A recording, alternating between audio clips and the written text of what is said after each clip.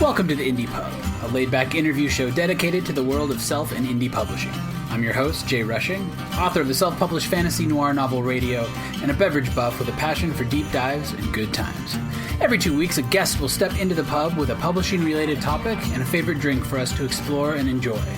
Whether you want to sharpen your craft, snag a new cocktail recipe, or just have a laugh, there's always a seat and a full glass waiting for you at the Indie Pub. Welcome to the Indie Pub. Today's guest is Sarah Chorn, professional editor and author of Honey and Wildfires and Seraphina's Lament. She's here with us to discuss representations of disability in writing. But before we dive in, tell us a bit about what we're drinking here in the pub today. Well, I am drinking a Diet Dr. Pepper, but I wish it was a Mojito. Okay. That's what I'm wishing. Yeah. But that's fine. I've got one here, so we at least have a representative glass in the pub today. All right, so tell us a little bit about yourself and your work. I kind of wear many hats. I started as a book reviewer about 11 years ago, with mostly science fiction and fantasy, though I read a little bit of nonfiction historical too. Nice. And then I started editing about 5 years ago. Again, mostly science fiction and fantasy, but sometimes I get young adult and romance. And now in 2019, I published my first book, which was Seraphina's Lament. And congratulations. That's about it. Yeah, thanks. So, yeah, that's me. Nice. All right, so for our first question, across the board, minority representation is lacking in literature, to say the least. How would you describe the current state of disability representation in books? I think there's a lot of work that still needs to be done, but it's come a long way. Even in the time that I have been reviewing books in the genre, I've noticed quite a shift in how aware people are of representation, period, in the books they read, and how they're being portrayed. You know, how these minority groups are being portrayed in the stories that are being told, and there's been a bigger push to present it. It seems like disability representation still kind of constantly falls under the bus, though. Like, we focus a lot on representing all these other groups, but I feel like there's not quite as much focus on accurately portraying at all disabled people in books. So I think there's a ways to go. Have you noticed if there are certain genres that tend to be better or worse than others? Not really. There's a few tropes that I kind of find across the board, regardless of genre. Okay. So yeah, it seems less a genre thing and more just a trope issue, maybe. Gotcha. Okay. What are some of the major issues you see regarding disability representation in books? So there's a few things. A lot of people, well, not a lot of people, I will say there seems to be a trend for people to tick off a box for representation. Gotcha. So like the tokenized character is a huge problem. The character that's just marched out to be the disabled one in the set and then they leave the screen, you know? Gotcha. Kind of the stock photo issue.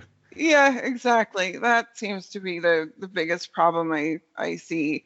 It seems like people try to do good research, but there's a difference between reading about something in an article or a book and then actually talking to someone who has direct experience with it. Mm-hmm. And you can kind of tell when an author has talked to someone or when they've just read about it. Yeah. Do you find is that, probably not likely clinical descriptions of things, but is there kind of a more sterilized description or is it something else that you'll notice? Yeah, there's a lot of nonsense that are just missing. Mm-hmm. Like, I've never read this book, but the Jojo Moyes, I think her name is, she wrote a book about a man who was paralyzed. I think it was Me Before You or something. Okay. That book was hugely problematic, but one day I found a YouTube video of a guy who actually had an injury at the exact spot of his spine that the main character had it on. And he just, detailed all the reasons why this character was written wrong. And the reason why is because I have this condition and, I kind of know what it's like. Mm-hmm. And he talked about how different the book could have been if she'd actually talked to people who had experience with that rather than apparently she just read about it on forums or something.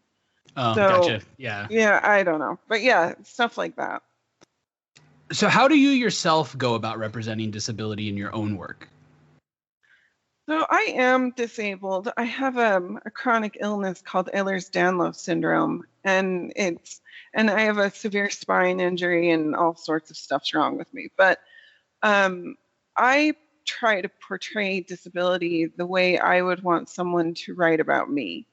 So the important part in my mind is making sure people understand I am not a disability named Sarah. Like being disabled is just one part of who I am. It's just one part of my character dynamic. And I think that's really important to recognize the intersectionality of not just people, but of characters. Nobody is just one thing. And if you write a disabled character, it's important to remember no matter what the disability is, there's a person all around that needs to be portrayed. Do you have specific characters from some of your works that you could talk a little bit about? Kind of giving some examples of how you went about doing that? Yeah, in Seraphina's Lament, I actually gave Seraphina my spine injury and my leg injury. And it was really quite an experience to write about her in a way that it was like the first time I've ever taken my chronic pain and my experience existing in the world and tried to write about it in a way other people could understand. And it was quite eye-opening. But for me, going into that, I just wanted to write about Seraphina and write about her existing in the world in the same way I do, because in the end of the day, disabled people deserve to be in stories too. Absolutely. And yeah, and we just get ignored a lot. But it's just because I hurt doesn't mean I can't kick ass. And that's one thing I wanted to show through her story.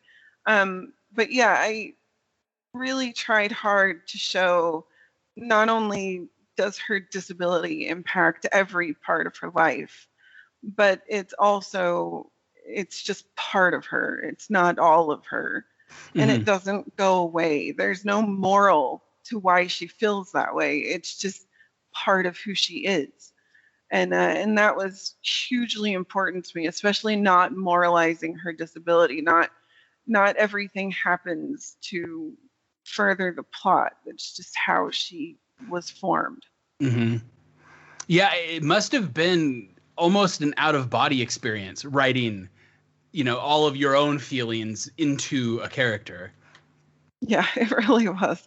It was quite interesting. It was something I really struggled with at some points, and a lot of her emotional journey was very much based on my emotional journey of becoming okay with being disabled.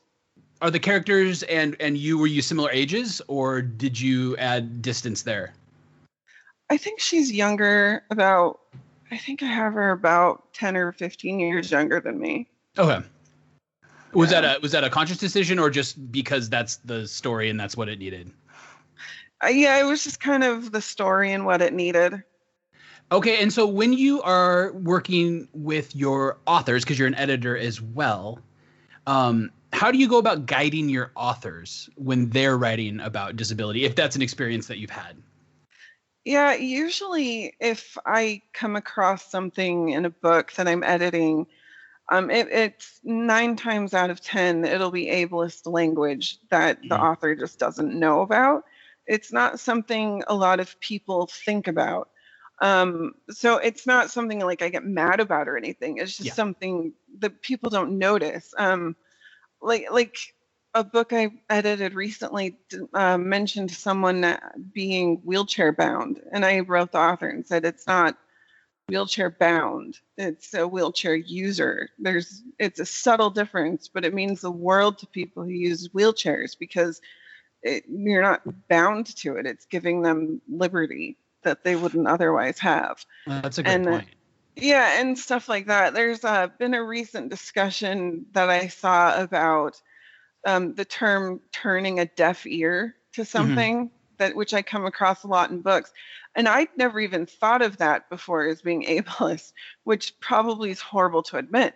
But it wasn't until I saw that discussion that I realized, this really isn't a term that people should use.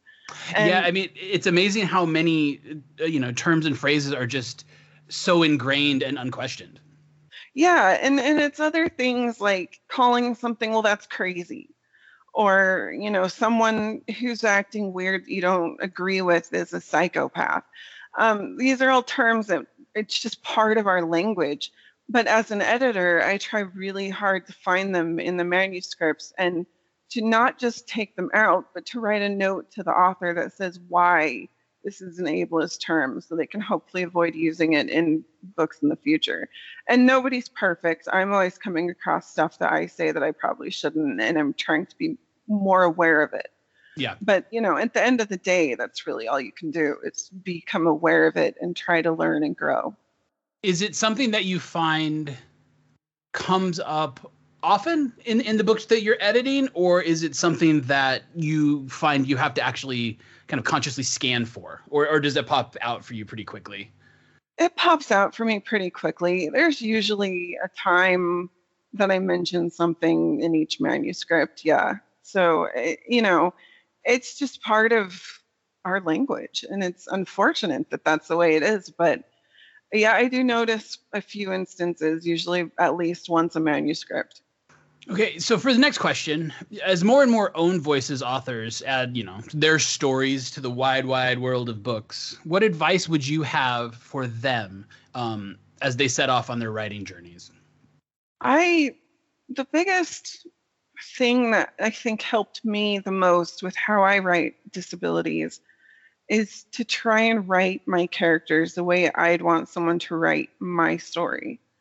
So, remembering that, and that, you're not just a disability, you're a person, and while disability might take up a good chunk of your life like it does mine, it's not my whole life. And so your characters need to reflect that. Don't just, have them be a disability with a name tag. But, remember, everybody has likes and dislikes and, things they find pretty and things they find ugly and flaws and stuff like that. And it just makes the person more dynamic. And it's the same way with characters, just, the person and not just the disability. Well, and that seems like good advice really just across the board. I mean, if you have a character who's a basketball player, you're not going to write an entire story where the only thing they do, the only thing they talk about is playing basketball, or a character who's a painter, or fill in the blank. Like that's just good. What would you say? That's good. Just writing practice, I guess. Yeah, exactly. Just, no one note characters. All right, so let's pop back to our drink real quickly. I'm going to have you as a writer use a little bit of imagination. So turn your Dr. Pepper into a mojito. I want to talk a little bit about smell and taste. I do this in every episode because, as we all know, smell and taste are the most ignored senses in writing. And so when you think about a mojito, what do you pick up? What are those smells and those tastes and those sensations that you get when you're having a sip of a mojito? I always smell the mint first. Mm-hmm. Mint is just a strong aromatic herb. And I'm bummed because I grew grapefruit mint this year and I really wanted to drink it. Try it in a drink. and it's just a huge plant. So I'm going to have to come back to that. But so with the grapefruit mint, is that so? Like, I'm typically not a mint fan, but like I find apple mint is one that I really like, but I think it's mostly because it has more of a fruity flavor than a mint flavor. Does the grapefruit mint still kind of have that poppy mint flavor, or is it more of a subdued fruity version? it's kind of on the same level as apple mint, Okay, but okay. it has a bit of a citrusy kind of bitter undertone. It's really interesting. I've never grown it before, but it is quite noteworthy. I'm excited about it. So when you say bitter, do you mean kind of like a peel type bitterness, like an orange peel, or?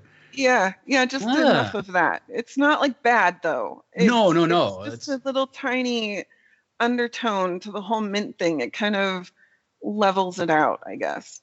Oh, that would be fantastic in a lot of cocktails, I bet. Yeah, I'm excited about it. I bet it would make an excellent bitters. Probably. Huh. I might have to look for that next time I'm at a plant shop. Yeah, I grow some weird stuff.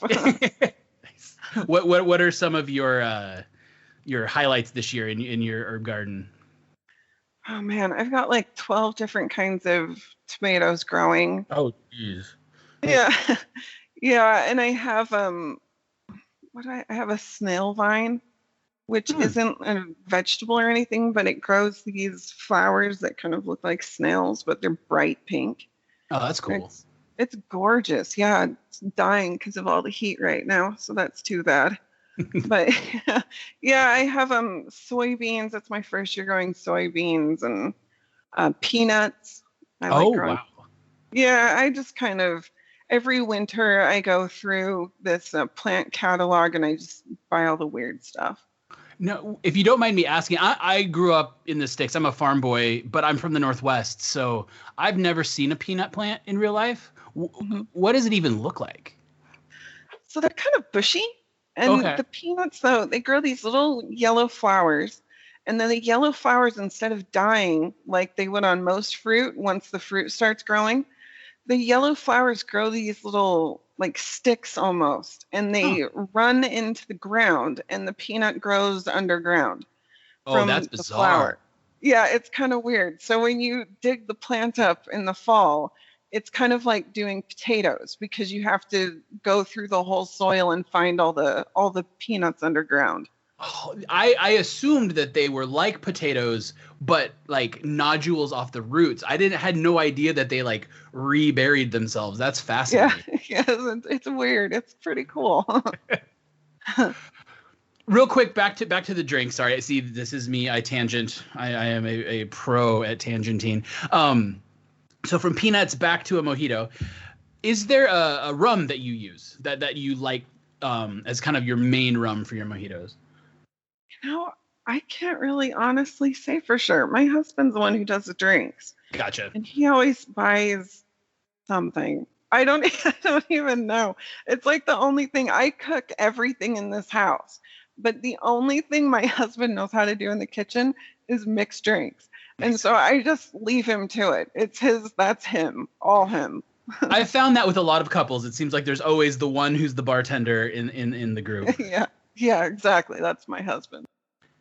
All right, popping back to our topic today, can you give some examples of books that do disability representation right? Yes. So, I loved Borderline by Michelle Baker. I haven't read the rest of that series, but that first book just blew me away. She wrote not only from personal experience, but you could tell she put a lot of thought into how she portrayed her character. Dragon Mage by M.L. Spencer, her main character in that book has autism. Okay. And she based that one off of a lot of her experience and her son. And that was just super powerful to me to see that. It was just so well done. This is an older series and she's done with it now, but the Revolution series by Stephanie Salter, it's sort of a near future. There was this disease that kind of tried to wipe out humanity, and then there's genetic modifications. It's pretty political, but I thought the way she dealt with these different abilities and these different disabilities that she focuses on in her series was really well done. And Spellwright by Blake Charlton, his series, he has dyslexia, and he based the entire magic system off of his own experience with dyslexia, and that always sort of stuck with me. Oh, that's really cool. In what way? I'm curious about that. Was it almost like using it like code, or? Well, the magic system's based on words, and it's been like 100 years since I've read it. So no, it's fine. But it's based on words, and the character, if I remember correctly, has dyslexia as well. And having it sort of gives him this extra ability to use the magic system that he didn't before, or he wouldn't have had otherwise. So. Oh, that's a cool idea. I like that. Yeah, it was a good series. All right, and so what about some favorite characters of yours that you felt were really well done? Oh man, let's see. I will go back to Dragon Mage with M.L. Spencer. That has to be the recent one that really impressed me the most. Aram in that book is protagonist, and he has autism, but she put so many details into his experience that he just really sang to me. He was a character that seemed just so real. He leapt off the page. And my brother is autistic, and I remember when I was editing her book, I told her a few times, this just feels so much like I'm reading about my brother. And when I told my brother about this book, he just burst out crying. It was so cool for him to know that there was this big book coming out that had a character that was like him, and he was the center of the show. And it was really powerful moment for me. Editing her book was amazing. That's cool. Is that genre or that type of book his jam? Like, is that something he would want to read, or? Yeah. He is actually one that got me into science fiction and fantasy, but he had a bunch of seizures a few years ago, and he stopped being able to. One of the results was he can't read anymore. And he can't like track plots. He forgets things. His memory is very short term. Gotcha. And yeah, so he can't read it anymore. So we talk about stuff all the time, but he kind of vicariously reads through me, I think. Gotcha. Give him the good summaries and things like that. Yep. Any other characters that you've listeners would notice that you really thought were either well nuanced or really jumped off the page like that one did? I'm trying to think. Linda Nagata has a series out. It's called The Red, and it's a trilogy, and it's based a lot on war. And I think she dealt with PTSD in there quite a bit, and it was very well done. Mm-hmm. The other one that I think this is kind of a classic science fiction and fantasy book, but it's Flowers for Algernon. I don't know if that's how you say it, but it's by Daniel Keyes. And it was on an Audible sale a while ago, and I listened to it when I still had to go to the office for the day job. And it just like made me bawl. That whole book, it just killed me. That was the saddest book I think I've ever read in my entire life, but it was amazing. Nice. Yeah, I've always been a big X-Men fan. And for me, I mean, there's obviously it's not perfect representation all the time, but there are certain little things they would do that I thought were just, good little windows. Like one of my favorite things is Wolverine's common line where he says, it hurts every time. It's subtle, and people wouldn't think of Wolverine as being a disabled character. And I'm not necessarily saying that he is, but I mean, in a way, he has chronic pain constantly. Like he's always hurting. His skeleton's made of metal. Like it can't be comfortable. Yeah. But it's Wolverine, so he does his thing. It's a part of him, but it's shown. Or Professor X is another great example where, like, growing up, never once did I think, okay, he's cool, but he'd be cooler if he could walk. Like, that was just not something that was a question. It's Professor X. He does his thing amazingly, as is. And that extra necessity or leap just wasn't a thought with that character. Yeah, it's important to know that not every disability is visible. Absolutely. There's a whole spectrum of things that, you just can't see. So something like chronic pain, I don't have a flashing sign across my forehead that says I hurt. Yeah. But there's never a time I'm not hurting. Mm-hmm. And, sometimes it impacts my life more than others, but it does impact my life. It is always there. Yeah. And, and that's another thing to bring into the character experience when you're writing disabilities is remember all the stuff below the surface.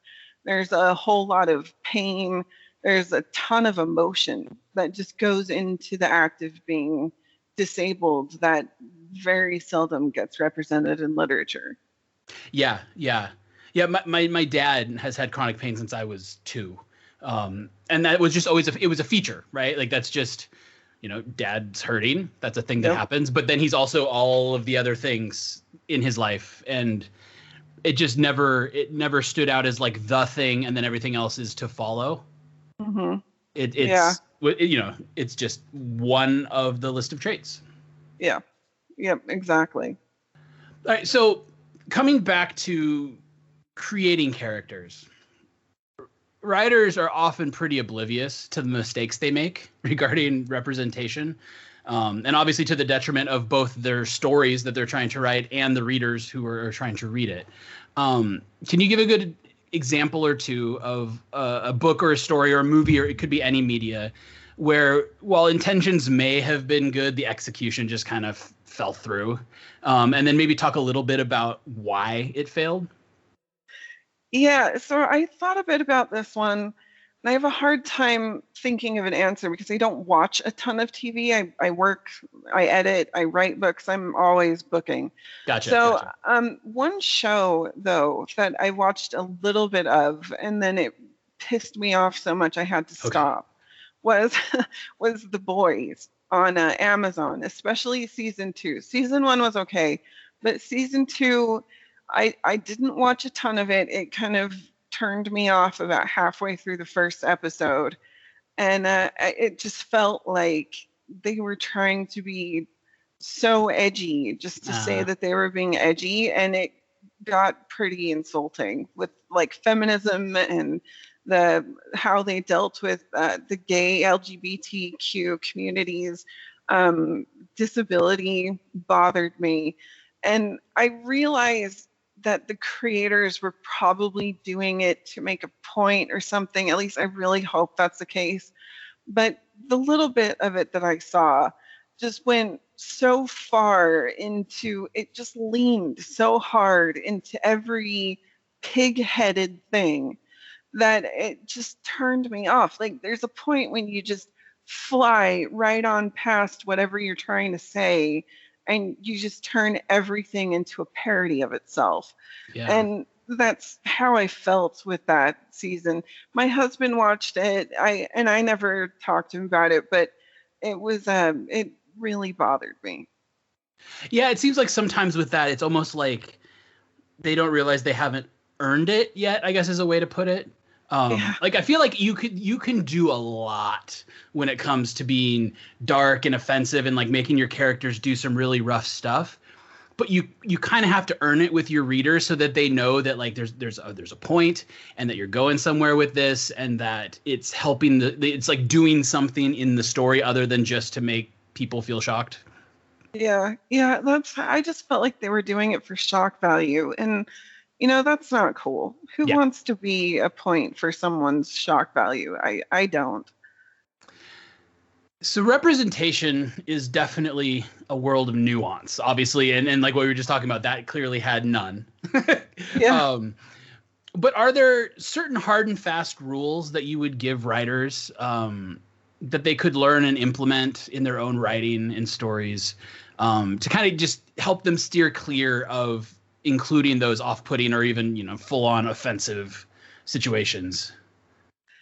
Yeah, I suggest always being aware of ableist language. And you'll never be perfect, but, you know, it's not hard to, instead of say wheelchair bound, say wheelchair user. It's still two words. It's just two words that mean something very different to people who use wheelchairs. You know, so that's a small example. But more than that, I really suggest that authors be aware of the fact that not every minority character has to be in your book to further the plot. So, like, the disability does not have to affect the plot. I was born with a chronic illness. I won the genetic lottery. There is no reason I'm like this aside from the fact that I was born this way. And I think this pressure that people feel like this person can't just be blind is it puts a weight on unfair weight, I guess, on the disabled community, because there's no reason for the way that we are the way we are. A lot of us were born this way, or maybe there was an accident, or, you know, there's 100,000 of reasons why people are disabled. But I guarantee you, my Ehlers-Danlos syndrome has never given me superpowers. And so avoiding those tropes where the blind person is blind, but she has, you know, a sight for the future or something like that. The guy can't walk, but he's just, you know, this supernatural archer. It's just, it's not, it makes me uncomfortable, I think, stuff like that, because that's not how people live. You know, it's not how disabilities function. You don't lose something. Like, I can't feel my right leg, and I didn't lose my right leg's feeling and then suddenly get some supernatural ability that made my whole life worth it. It just doesn't work that way. Sometimes people just hurt, and that's what they do. And that can exist in your story. You can have a character with chronic pain, and that chronic pain doesn't have to do a thing for your plot. I promise you it doesn't. It can just be there. It's just a thing affecting that character. Yeah, exactly. Exactly, yes. Well, and so that actually brings up an interesting question, because I feel like a lot of people will go in the reverse and basically will treat a disability as basically just a statement. You know, yeah. Bobby uses a cane. And then the book goes on. And everything Bobby does is just absolutely devoid of the cane. The cane is just mentioned once and then forgotten and never brought up again. And I feel like that can also be a problem. Because why include that at all if you're never going to make that like a part of that character? I don't know. I don't know. What are your thoughts on that? Well, that falls back to the research too. So if you use a cane, then you'll know that it impacts everything. Like, I use a cane and it impacts how much I can carry because one hand's already being used. It impacts how fast I can walk. You know, stuff. It impacts everything. But if you don't use a cane and you have a character that has a cane, then the research part is going to help you understand how it impacts just basic things, like how do you use it on the stairs? How do you do this? How do you do that? And that will make it into your book, hopefully, if you do the research. If you forget, which happens, and I run across this in a lot of manuscripts, then, you know, hopefully you'll either catch it on revision and go, oh, wait, he wouldn't be able to carry this because it's too big, you know, and or something. Or your editor will flag it and be like, okay, remember, this is cool, but dude has a cane, so it's going to impact how this works for him. But, you know, it happens. Stuff like that happens in books, and hopefully it gets caught before the publication process happens. But it's something that happens a lot, and hopefully you've either done your research or you have people in your beta group or your editor who is willing to catch it. And speaking of that research, I mean, we all have the interwebs, so of course we can do our own looking up. But do you have any resources, and I'm particularly interested when it comes to language resources, that you would recommend for writers? Oh man, I'm sure there are websites. But I don't have any off the top of my head. No, and that's fine. I just I usually just try and pay attention to what people say. I have a lot of friends in the disabled community, and I try and really watch their conversations and see the things that bother them. Mm-hmm. I think for me, that's been the best resource to use. And I'm sure there are a ton of websites if you just Google them. I probably should have before I did this podcast. No, that's fine. Sorry. Well, I didn't. I threw that question at you. I didn't give you any lead time on that one.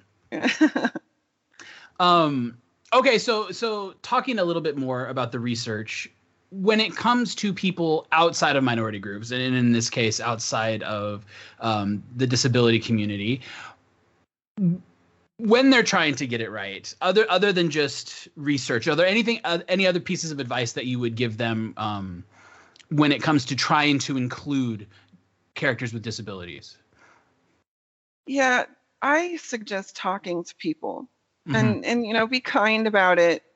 I have a character in Rhapsody who is autistic, and so I had a lot of conversations with my brother. I had a lot of conversations with people who have autistic kids, or people who are nonverbal or have nonverbal kids, stuff like that. I talked to so many people to make that character, and you have to be willing to. They have to be willing to open up, but you have to be willing to ask questions that might feel a little unnatural to ask. So we don't really like to talk about the down and dirty of people's daily lives, Yeah, absolutely. It's not something that's comfortable for us. But if you want to know how someone lives, and their life is very different than how you live your life, you need to be willing to ask questions about that. I have a contact for Rhapsody, and one of the main things we talked about is sometimes she gets into these states where she just can't talk. And I asked her, what do you do then? Like, what do you do to communicate when you can't talk, when you can't tell your wife that this is what's happening? And she said she had a friend who made her these trolls, and they each have a different face on them, so different mood face. And there's like the happy and the sad and she uses those trolls to show her wife what her current mood is when she can't talk. And nice. Yeah, and I thought that was genius. And so the kid in my book, because of that, has mood rocks, which he uses to tell his mother what he's feeling. But that's something I never would have gotten. I never would have learned about that if it wasn't for asking the really uncomfortable question of, okay, but what do you do when you can't talk? That's not something you typically ask someone. It's not a comfortable thing you ask someone you hardly know. For sure. Yeah, and I think it's just asking questions that might be uncomfortable, might feel awkward, and asking them and being kind about them, because these people are opening up for you. And as long as you're talking to someone who's willing to do that, and you're kind and you reciprocate, and you're understanding and not judging them, I think it will add a ton to any disabled character you're trying to write. So along those lines, there's often, for people who really are putting in effort and trying to get it right, there's often a lot of anxiety around that to make sure that they don't mess up.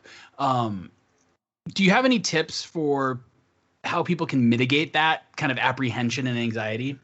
Yeah, I think, I think just remembering that nobody lives the same experience.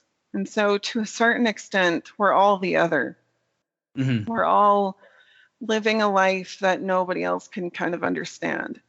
And once you kind of look at it that way, it humanizes the whole exchange, I think.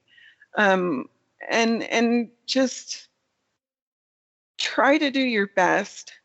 Try to portray a person rather than, a disability of skin.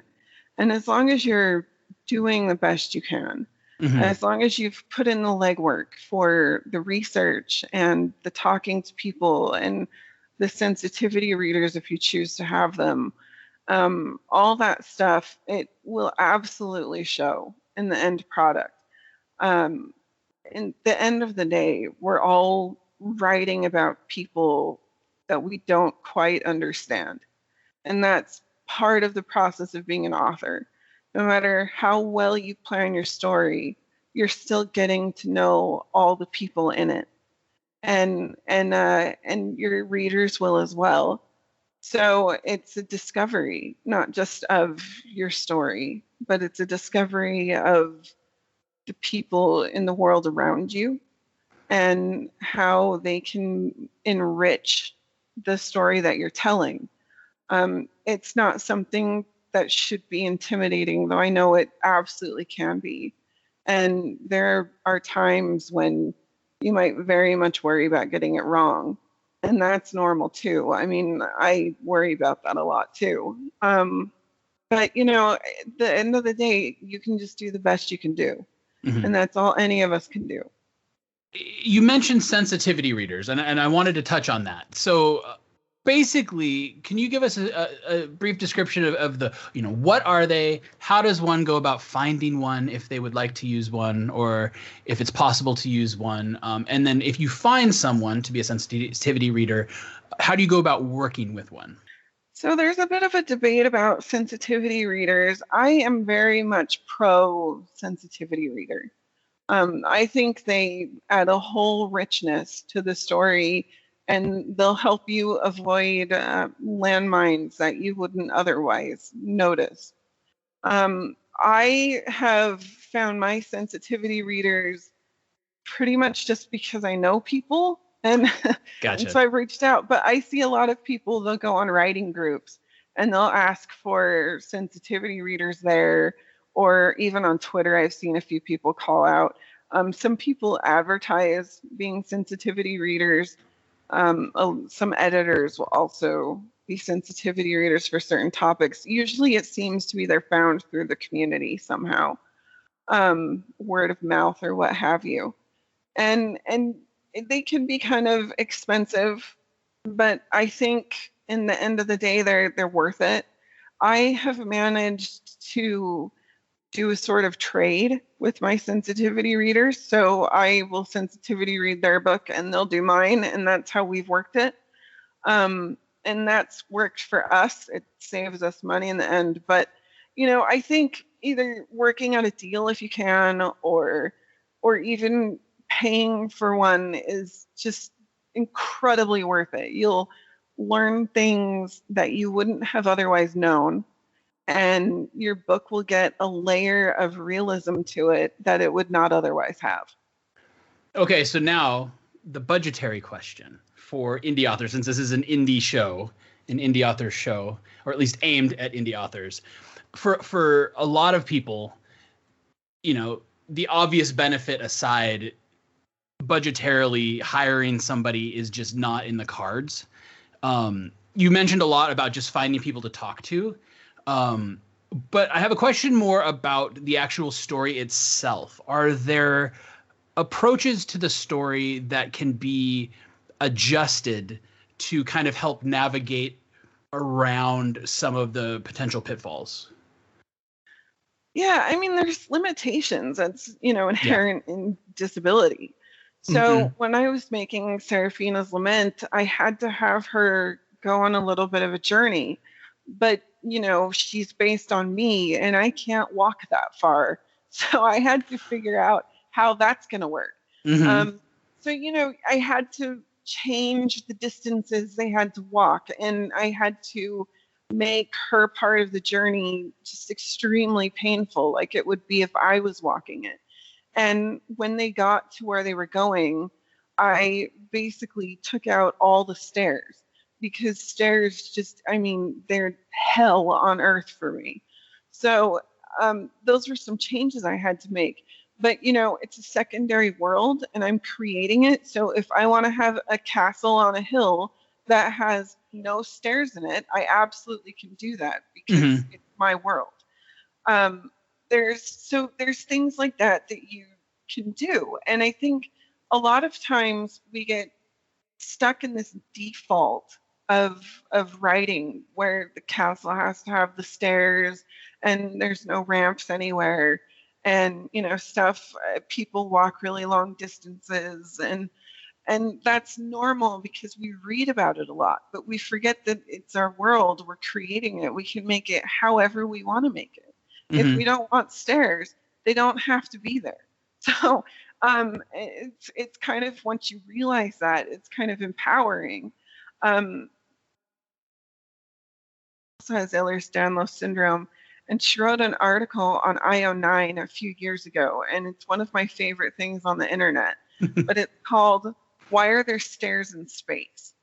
And it's this whole breakdown about science fiction and how inaccessible it still is, despite it being in the future, to people who can't navigate these spaces that have things like stairs. And it just doesn't occur to most people. They don't have to be there. And it's the same thing for just about any disability. There's always going to be adjustments that people have to make to exist in the world. And just remembering that as being part of the secondary world you're creating is hugely, hugely helpful. And it's your world. You can make it accessible to disabled people. There is absolutely no reason why you can't. So just remembering that, I think, is great. All right, let's pop back to our drink real quick one last time for the show. What do you find is the right mood for this drink? Like what's the mood that you prefer for this drink? What's the right setting? Kind of like create a scene for us. Like if you were writing a mojito into a book, what would that look like? Oh, probably summer and kind of hot and very relaxing. It seems like a hot summer, the kind of Sunday morning drink where you just kind of want the morning to go on and on. That's, pretty much it for me. Are we talking fans on a porch, or are we talking hammock under a tree, or? Probably a hammock. Let's go with hammock. Okay. Nice. So really, really chilled out. Yeah, really chilled out. All right. So what are some tropes, situations, themes, or other aspects of storytelling featuring characters with disabilities that you want to see authors explore more? Just, and in fact, just having disabilities present in a natural way. Don't force them into the story, but just have them there and have them be part of your character. That's really all I'm looking for. Don't like moralize it. Don't make it this big thing. You don't have to put flashing lights and signs on someone. Just have us be present in the stories you're telling. And disability takes so many different shapes and forms, and it impacts everyone differently. And we all probably know someone who has a disability. So there's no reason for it not to be there, at least in some form. And I think it would be great, because at the end of the day, we like to read stories to explore bits of ourselves. And, that includes disabled people. We like to read about the person with the craptastic right leg who is still stealing the show. It's so important to me. That's why I wrote Seraphina. That's why I put disability into my books, because we deserve to be in your stories too. And I just really want to see that.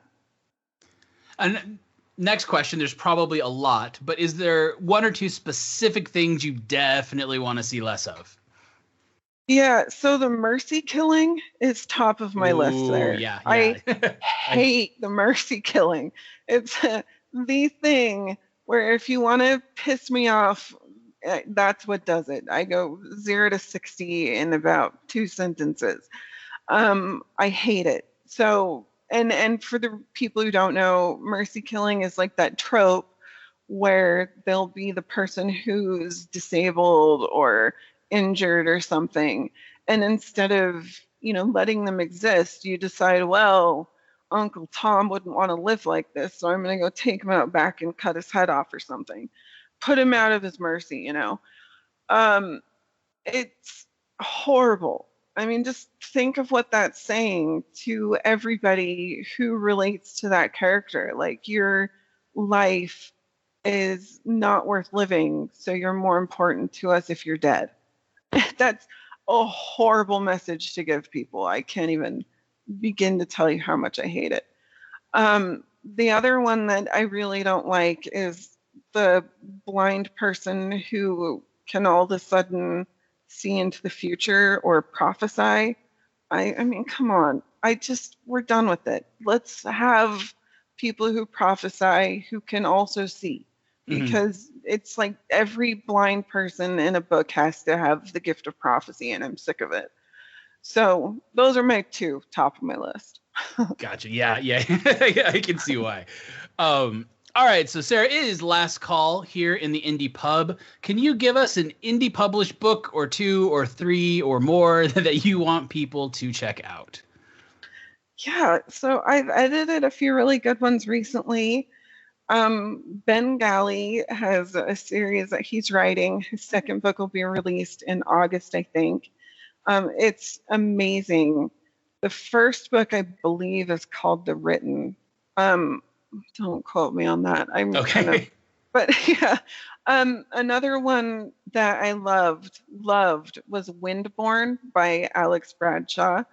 That was his first book. And he wrote it with this idea of like Viking superheroes. Oh, wow. It's so cool. But he like balances out this just incredibly realized world with this emotional depth that floored me. And the writing is beautiful. The entire book is just amazing. And I think everybody who likes like Norse inspired fantasy really should check that one out. Nice. Okay, same question, but for any other media, indie or not. Oh, man. God, what have I been watching? I watched the first 2 episodes of Loki, and I liked that, but I'm pretty sure everyone else has watched it too. So I don't watch a ton of stuff. I don't, like, I literally do books all day. So, yeah, let's put Loki down. And I'll pretend like I watch a ton of stuff. And Loki's the best. Nice. All right. Tell our listeners what you have going on and where they can find you and your work. Okay. I have Glass Rhapsody coming out on June 30th. And that is the conclusion of my Songs of Safate series, which starts with Of Honey and Wildfires. And then late in early part of next year, I think March, I have an Elegy for Hope coming out, which is the book following Seraphina's Lament. And then also next year, I'll have a book coming out called The Reason for Stars, which is going to be the first book in my Union City trilogy, which is going to be like gaslamp fantasy with prohibition and mobsters and all sorts of stuff. Oh, nice. Yeah, I'm kind of excited. So when you say gaslamp, so is it kind of 20s vibe, but set more like 1880s, 1890s, or is it 20s? or 30s or whatever. Yeah, it's going to be more like the 1800s. It's set in the same world as my Songs of Fate stuff, just in a different part of it. Gotcha. So a lot of the events at the end of Glass Rhapsody will lead into this new trilogy, and you'll be able to read it separately from the other one, but if you read them together, you can do that too. But yeah, it's Prohibition. It's kind of in a 1870s-ish type feel, I guess. But yeah, I'm pretty excited about that one. All right, and any websites or socials or anything you want people to know about? Yeah, you can find my book reviews at bookwormblues.net, and I'm on Twitter as Bookworm Blues, and I mean, you can basically find me anywhere as either Bookworm Blues or Sarah Chorn. Thanks everyone for tuning in to the Indie Pub. If you like what you hear, consider giving us a like and subscribe so you won't miss any of our indie investigations or boozy banter. I've been your host, Jay Rushing, and we'll see you back in the pub next time.